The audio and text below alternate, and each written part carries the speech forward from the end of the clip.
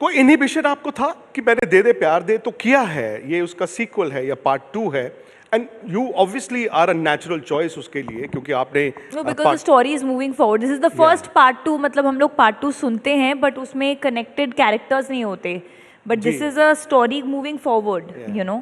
तो आप एक्साइटेड थी जब आपको पता चला कि यार पार्ट 2 आ गया है? बहुत excited. वही लोग, वही सेट्स। बहुत excited थी because इस उससे भी ज़्यादा excited थी कि मुझे मालूम था जब भी part 2 बनेगी क्योंकि वो मेरा घर है.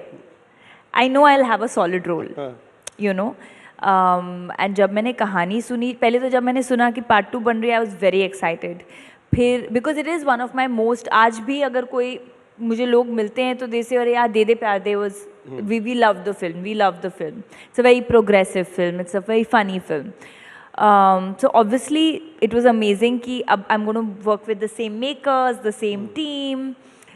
एंड ऑफ कोर्स फिर जब मैंने किरदार सुना, जैसा मैंने कहा, आई वॉज वेरी एक्साइटेड. अच्छा, ये तो अब आप कहेंगी कि जिन्होंने बनाई या स्क्रिप्ट लिखी ये उनकी सरदर्द है, बट जिस चीज़ की हम बात कर रहे हैं कि अपने से ज़्यादा बड़ी उम्र के आदमी से प्यार हो जाना, आपको पता है there is a scientific formula to this? हमने आई थिंक अपनी फर्स्ट फिल्म में बताया था ना साइंटिफिक फॉर्मूला. मुझे बहुत साल पहले एक बहुत बड़े इंसान ने बताया था, बहुत बड़े. For real? जी. Oh wow. तो ऐसे ही मैं एक दिन स्टूडियो में बैठा था तो बातें चली, मैं उनका नाम नहीं लूँगा, he is a legend India में. कहते ऐसा है, ये फॉर्मूला बड़ा सिंपल है. मैंने कहा क्या है पाजी? कहते जो आपकी उम्र है उसको आधा कीजिए और उसके साथ 7 जोड़ दीजिए, 7.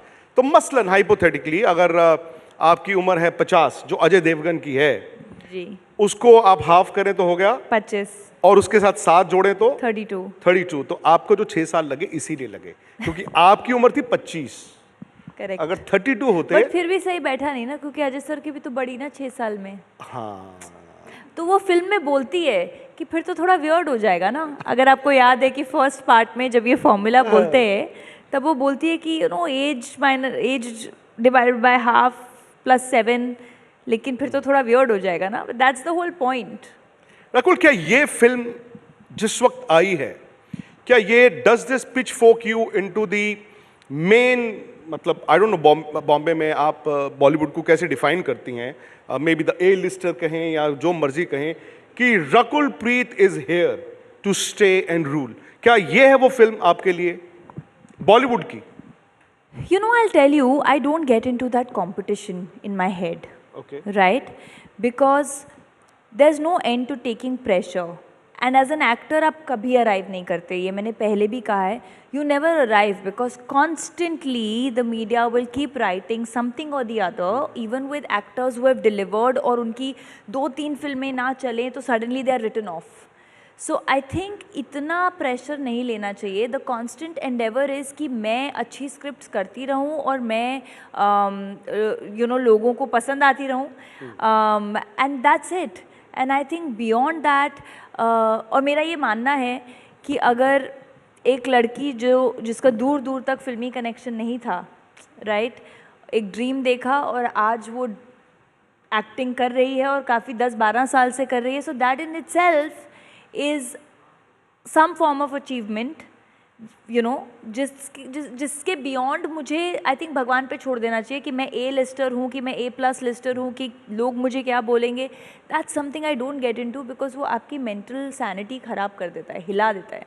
बट अंदर से आवाज़ तो आती है ना कि हाँ मैं हूँ रकुल प्रीत, आज मैंने No, that's what I'm अपने saying. आप को साबित किया. मैं दुनिया की बात नहीं कर रहा हूँ. नहीं, but I am not here to C that's what I'm saying कि दो वेज होते हैं देखने के. एक होता है कि हाँ यार मैंने डिलीवर कर दिया, अब तो I've arrived. But that's what I'm saying, you never arrive. I'm the kind of person who believes कि, और how I operate is, film release हुई, अच्छे रिव्यूज़ आए, बहुत अच्छी बात है, I'll go thank God and I'll be grateful. What next?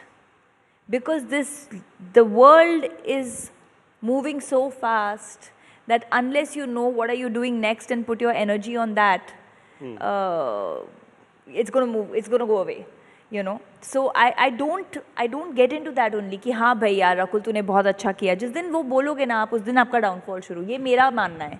इन्होंने कहा ना व्हाट नेक्स्ट, इनका व्हाट नेक्स्ट बता दूं मैं आपको या आप ही बताएंगी? एक और फिल्म आ रही है रकुल की, वो है पति पत्नी और वो। जी मतलब एक्सटेंशन हो गया। जी, एक्सटेंशन हो गया। हम सब में से हम सब के अंदर से एक देवानंद दोबारा दोबारा जाग सकता है। मैं हमारी बात कर रहा हूँ, मैं आपकी जी, बात नहीं कर रहा हूँ। जी जी लेकिन रकुल, आपने स्ट्रगल भी बहुत किया है। जी। ये कहना बड़ा आसान होता है कि जैसे आपने कहा कि आज बॉलीवुड में रकुल प्रीत का क्या आयाम है, लेकिन रकुल चूंकि दिल्ली के रहने वाली थी, इनके पिताजी आर्मी में थे, और आर्मी वैसे भी कहते हैं बड़ी स्ट्रिक्ट आपकी अपब्रिंगिंग भी होती है, एथोस आपके डिफरेंट हैं।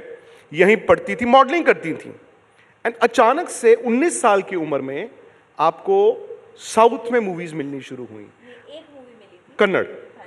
तो उसके पीछे क्या लॉजिक था? सो आई टेल यू क्या हुआ था। ये मैं बहुत बार बता चुकी हूँ, but I will tell you exactly क्या हुआ था। So I wanted to act, मुझे था कि मुझे एक्टर बनना है, और जब तक मैं पढ़ाई कर रही हूँ, I was a mathematics graduate, maths पढ़ रही थी, तो मैंने कहा तब तक मैं साथ साथ मॉडलिंग करती हूँ, थोड़ी बहुत पॉकेट मनी बढ़ जाएगी।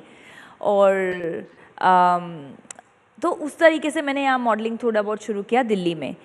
मेरे फ़ोटोज़ क्लिक, मैं फर्स्ट ईयर कॉलेज में थी, तो किसी ने मेरे फ़ोटोज़ देखे कन्नड़ा फिल्म में, एंड दे कॉल्ड मी कि यू नो ये एक तेलुगु तमिल फिल्म का रीमेक है कन्नड़ा में, तो we would really want you to do it. तो मुझे एज एन 18 ईयर ओल्ड कुछ पता नहीं था कि साउथ फिल्म इंडस्ट्री कितनी बड़ी है, कौन है, क्या है, lack of ignorance.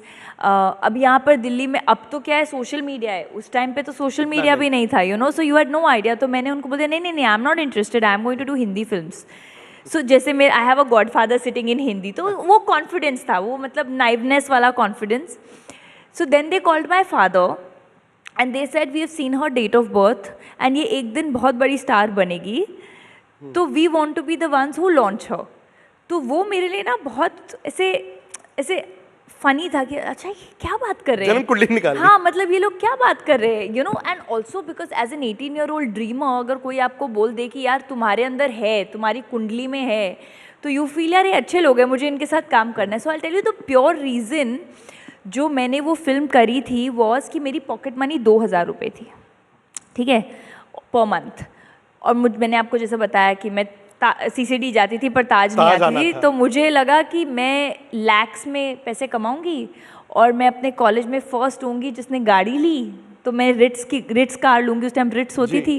So it's like I will be damn cool, and that's the reason I did the film. That was my reason कि मैं पैसे कमाऊंगी, गाड़ी लूँगी, क्योंकि मुझे पता ही नहीं था कि you know there is a preparation, कि क्या कॉन्फिडेंस, फूल्स कॉन्फिडेंस।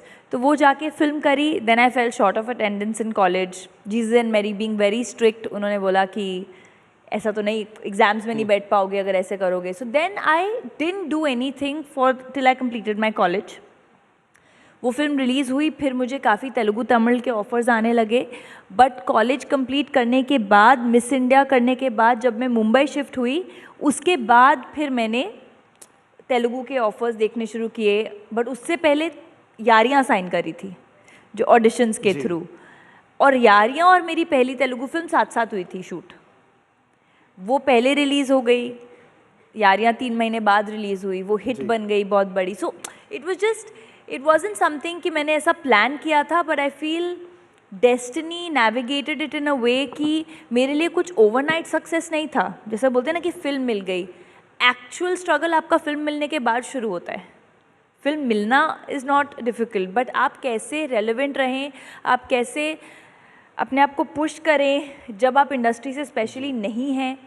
मुझे तो ये भी नहीं मालूम था कि स्टाइलिंग होता है, PR होता है, हेयर एंड मेकअप होता है। The first time I got to know my god stylist cost, I was like क्या, like have to pay somebody so much money every day, you no.